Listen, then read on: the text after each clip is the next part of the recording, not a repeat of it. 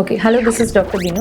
As a pregnant woman, நீங்கள் சில time வரி பண்ணுவீங்க the third trimester nearing date water level ஏதாவது கம்மி ஆச்சுன்னா நீங்க என்ன பண்ண போறீங்க? அதோட ரீசன் மோஸ்ட்லி என்னன்னா it is called as first of all oligoamnios. Water level கம்மியா ஆகும்போது பேபிக்கு என்னென்ன ப்ராப்ளம் வரலனா பேபிக்கு growth restriction இருக்கலாம், இல்லனா பேபிக்கு மூச்சு திணறல், கார்ட் கம்ப்ரெஷன் காரணம், பாப்பா வயிற்றுல மோஷன் பாஸ் பண்ணிட்டு மெக்கோனியம் ஆஸ்பிரேஷன் சிண்ட்ரோம் ஆகலாம், இல்லனா sometimes baby's heartbeat itself can stop within the uterus.